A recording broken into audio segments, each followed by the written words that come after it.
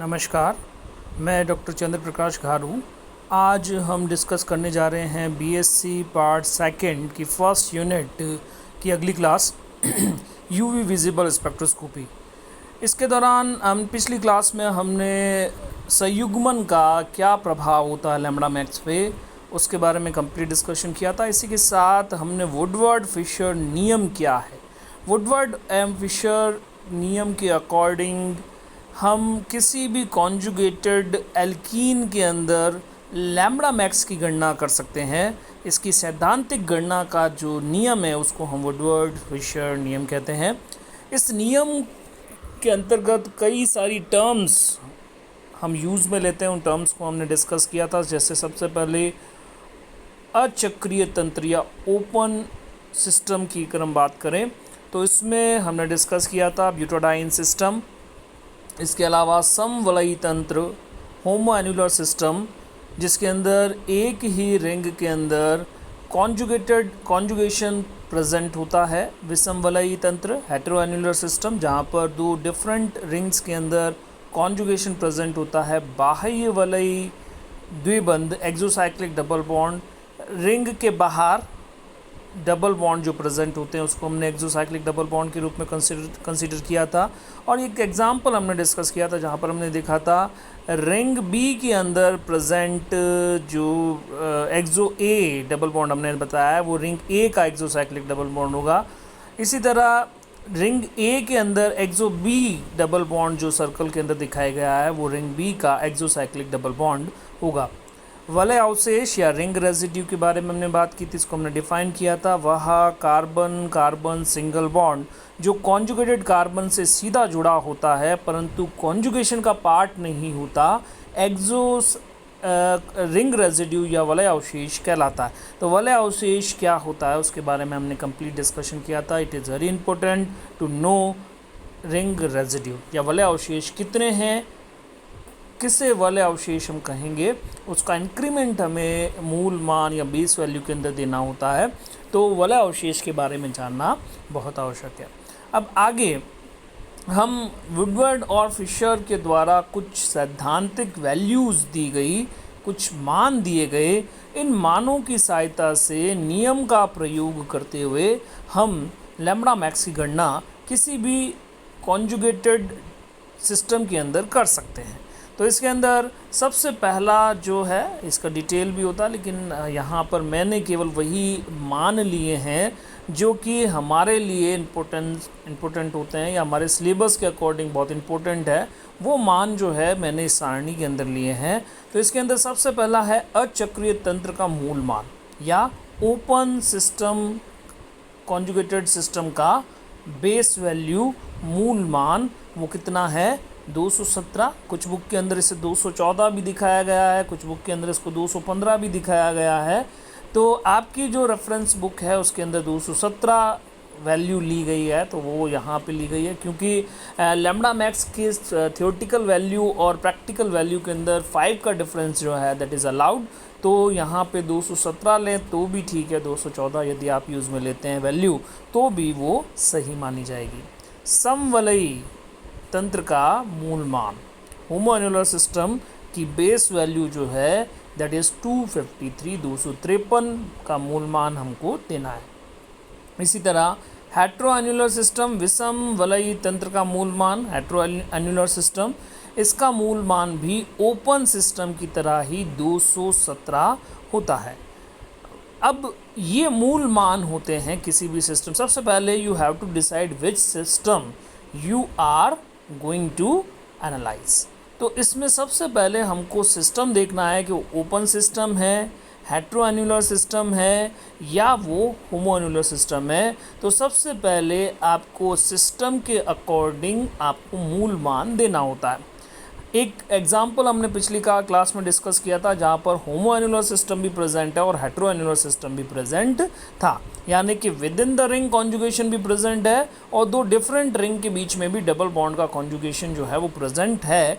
होमोएन्युलर system भी present है, हेटेरोएन्युलर system भी प्रेजेंट है। तो आपको पता है कि होमो और हेटेरो जब दोनों प्रेजेंट होते हैं तो हम सिस्टम को बेस वैल्यू होमो एन्यूलर मान के देखते हैं, क्योंकि होमो एन्यूलर की बेस वैल्यू जो है वो ज़्यादा होती है 253। इस कारण से हम यहाँ पे 253 का सिस्टम को बेस वैल्यू देंगे, जबकि दोनों ही सिस्टम प्रेजेंट होते हैं।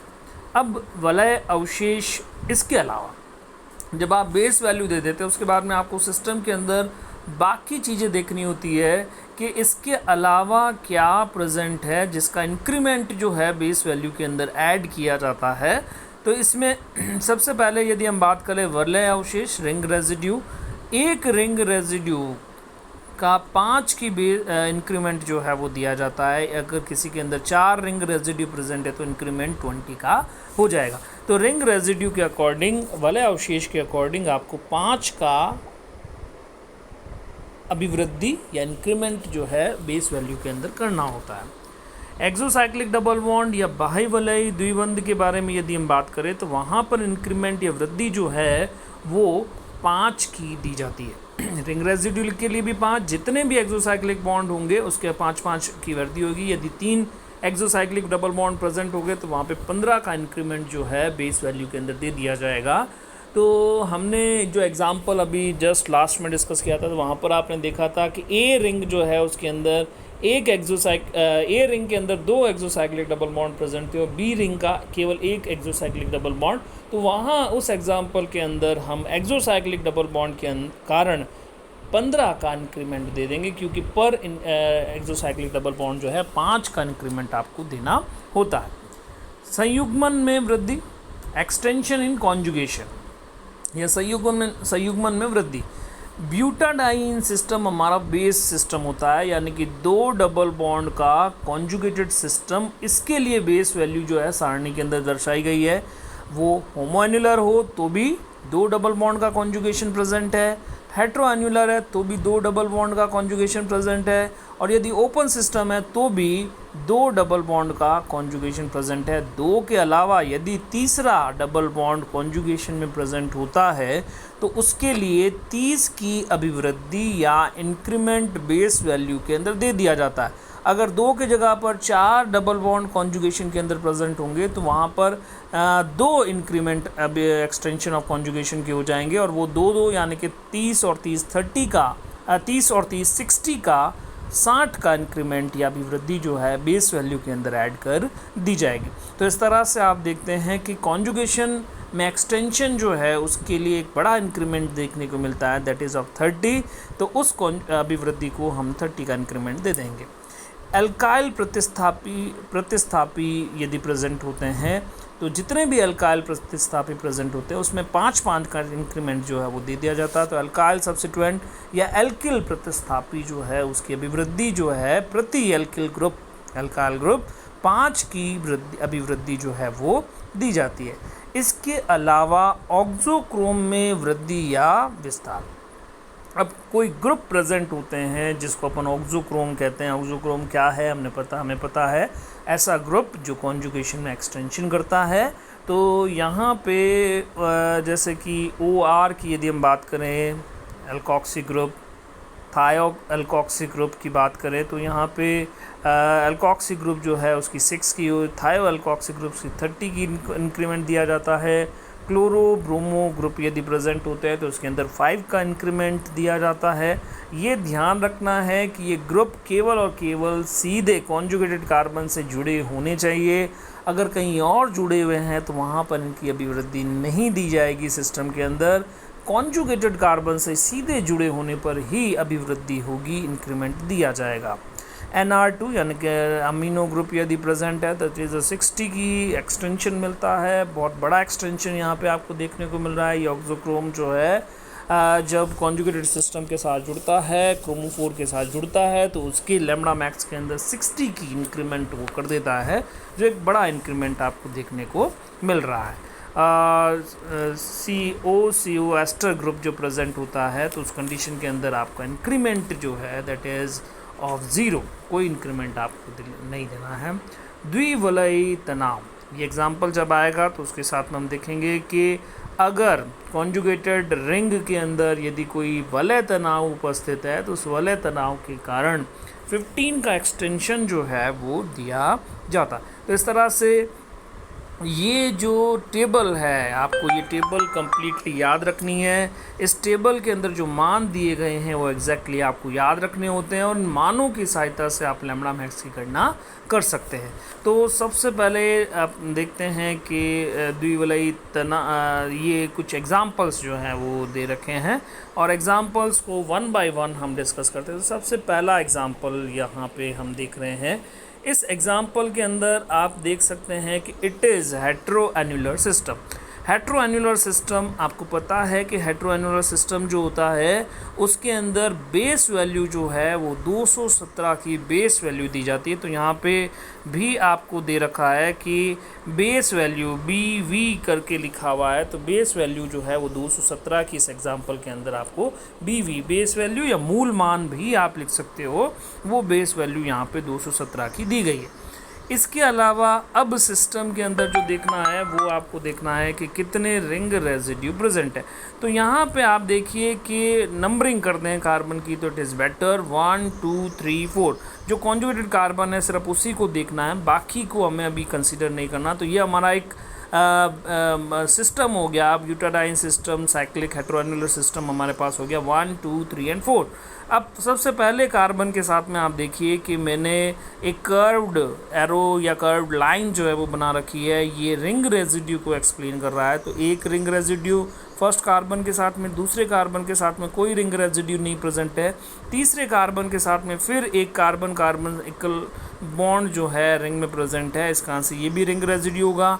एक दूसरा तीसरे कार्बन के साथ एक और रिंग रेजिड्यू, चौथा जो कार्बन है उसके साथ में दो कार्बन कार्बन सिंगल बॉन्ड जो है वो कॉन्जुगेटेड कार्बन के साथ में जुड़े हुए हैं। तो यहाँ पे आपको और 2 रिंग रेजिड्यू मिल जाएंगे। तो इस तरह से सिस्टम के अंदर टोटल 4 रिंग रेजिड्यू है, वलय अवशेष है, और वलय अवशेष या रिंग रेजिड्यू का मान जो है वो यहाँ पे 4 प्रति कार्बन कितना 5, प्रति रिंग रेजिड्यू 5 का इंक्रीमेंट, तो 4 है तो 20 का इंक्रीमेंट यहाँ पे मिल जाएगा।